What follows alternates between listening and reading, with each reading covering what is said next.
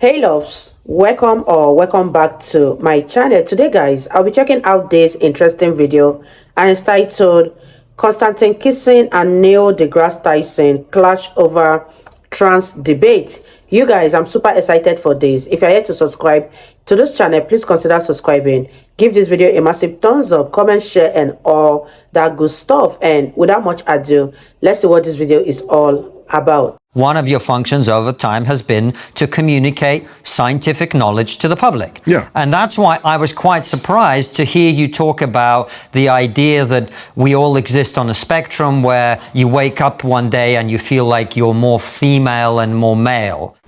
The XXXY chromosomes are insufficient because when we wake up in the morning, we exaggerate whatever feature we want to portray the gender of our choice. Suppose no matter my chromosomes, today I feel 80% female, 20% male. I'm gonna put on makeup. I'm gonna do that. Tomorrow I might feel 80% male. I'll remove the makeup and I'll wear a muscle shirt. Why do you care? Yeah. What business is it of yours to require that I fulfill your inability to think of gender on a spectrum? My only point was that if who you decide is male and female in the street is a construct of style and trends and what the beauty industrial complex wants you to see, if that's how we establish gender, then maybe some people want to be fluid within that gender identify. So they'll wear a skirt, but maybe have a beard, or they'll mix and match that in whatever way Neil, you want. Hold on. I'm not, wait, I'm almost done. So, Okay. if a person using the tools of the beauty industrial complex wants to mix and match this, Yeah. and they are expressing their freedom in a free country to do so, why is your job to tell them not to? Okay. That's my Here we only point. And so I'm speaking of gender expression and the freedom to do so.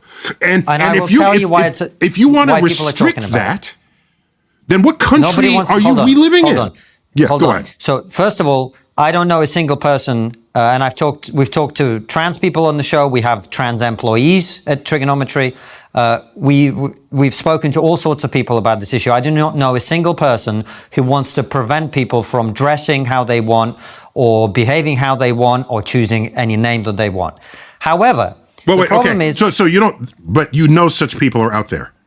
I'm sure such people exist in the same way that there are people who believe that the earth is flat and so on, but they're a tiny minority. They exist. It is I don't know how tiny they are, given the dialogue today, but go on. Fair point. However, what I would say is that the conversation in the public consciousness has become prominent not between people who want to defend the right of anyone to dress how they want and the people who want to prevent that. The reason the conversation has become an issue is that we assign and allow certain privileges to people based on their sex. If you are female, you get to go to places that only other females are in, like changing rooms and toilets and so on. If you are female, you get to compete only with people of your sex because females are at a disadvantage in physical competition to males in almost every sport. In other words, we carve out certain areas where your sex matters tremendously, even though we may respect your right everywhere else to believe that you are whatever you are, to dress however you are, etc. So your claim that today you woke up and put lipstick on and grew your hair out long and tweezed out your mustache and whatever, and therefore you are female, has an impact on other people in certain contexts in which that is a problem. You gave only two contexts. Do you have others? Sorry, I wasn't finished. And in those contexts, it is essential, people would argue, to protect women from unfair competition and from various risks for which female-only spaces already exist. That's why people are having this conversation. Okay. It's not out of bigotry. Do you have more than those two examples? And I'll address each of those in turn. But do you have more than those two? Probably not. Okay. So let me address those two examples directly. I'll address them. Sports is very important. You said that. Female-only spaces. I remembered. So, but You guys, what are your thoughts on this video? I know that Neil deGrasse Tyson always goes to the extreme when he tries to explain things that has to do with science, but I didn't know that he has actually lost his marbles this much when it comes to this transgender debate. Let me know what you guys think about this video in the comment section down below, because I was not even expecting all of this from Neil deGrasse Tyson. And if he feels that people wake up on two different spectrums, I think he should be the first person to show us how a man can wear a skirt and still have his belt on. Let me know what you guys think about this in the comment section down below. I'm really having fun with this particular one. And whose sides are you on with this debate? Neil deGrasse Tyson or Konstantin Kisin? Leave your thought and let's continue watching, you guys. you don't seem to have a third example. So, and even if you do, we presume that would be a very distant third compared to those two cases. All right. No, there's a third one I can give you very easily. In this country, for politics, we have female-only shortlists for positions in Parliament. Therefore, I didn't know about that. That's interesting. Okay. Well, that's another example. I can give you more. So, female-only shortlists, there are certain targets within corporations for diversity targets to have a certain number of women on the board.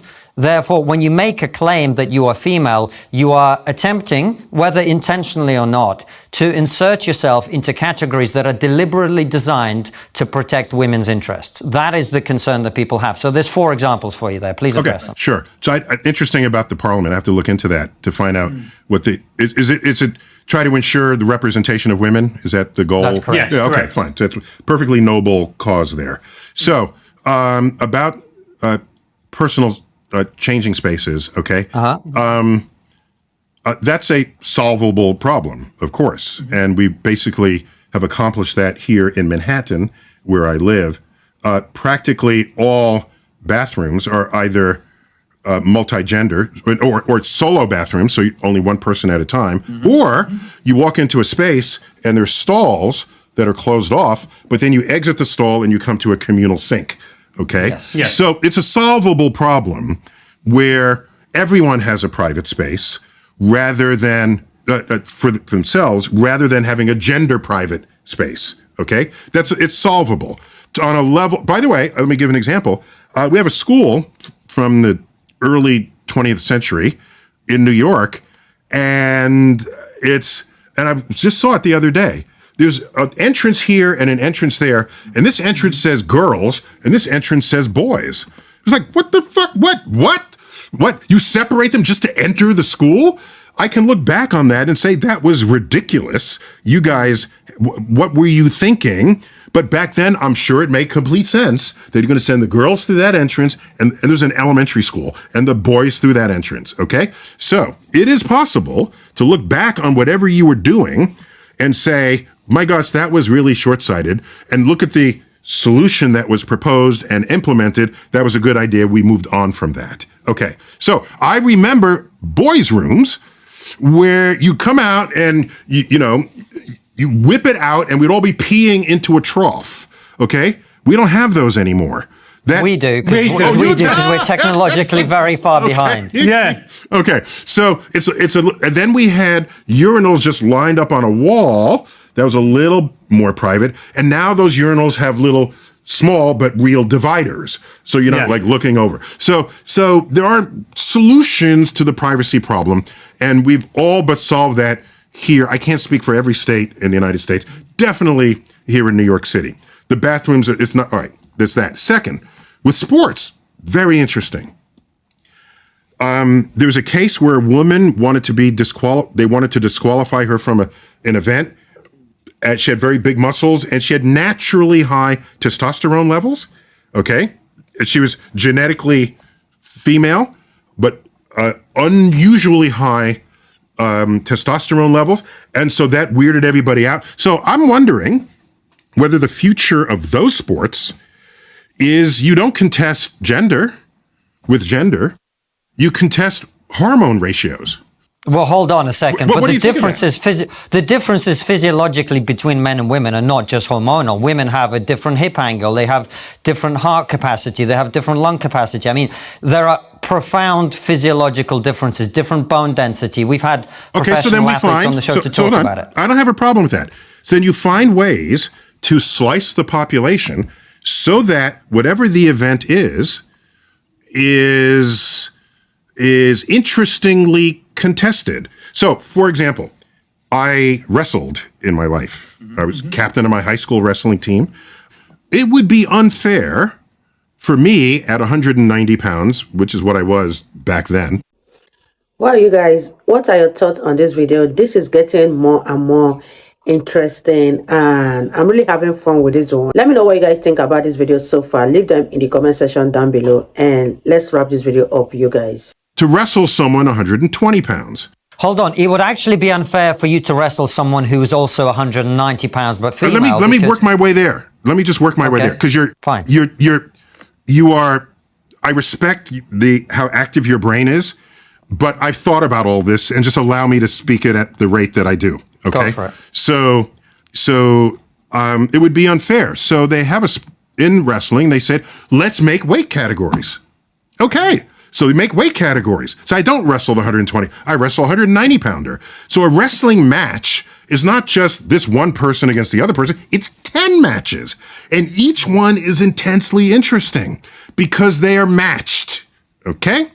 So what the trans conversation is foisting upon us is the need to find ways to slice the athletic universe such that we still have interesting, fair matches.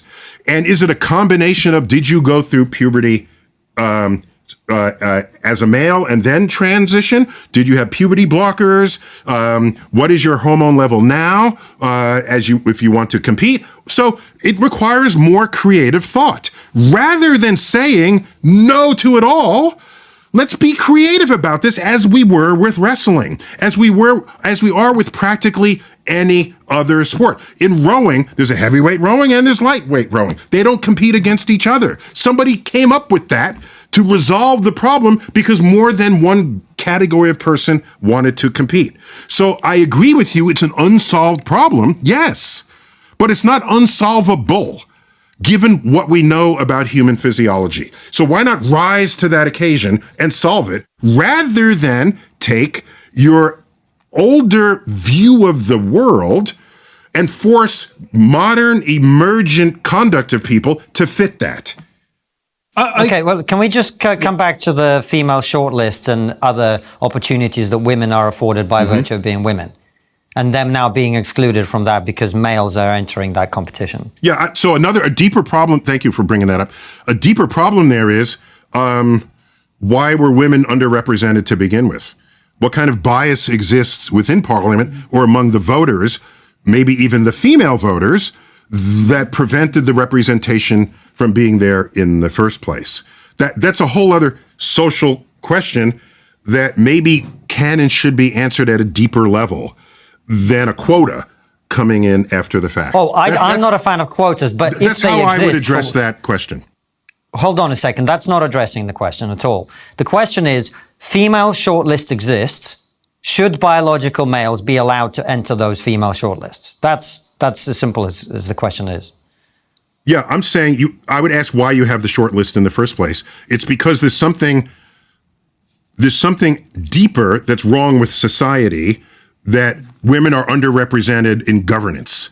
So to say now, to protect that now and not try to get to the root of that problem, I think is the cart in front of the horse. So I would go deeper to that problem. So but you don't even have to have that women question. whose opportunities are being curtailed today because they are being forced to compete, whether in sports or elsewhere, against people who have some kind of advantage over them. We're in a transitional period, so we have to figure that out. But the way to figure out things that requires solutions to progressive change is not to regress it to how things once were. If that were the case, I would still be drinking from a segregated water fountain. Okay? Oh, let's merge the water fountains and let's create the opportunities from below so that we don't even need the short list. Okay? That's how I would approach this. So yeah, we're in the middle of solving that problem now. Let's figure it out together.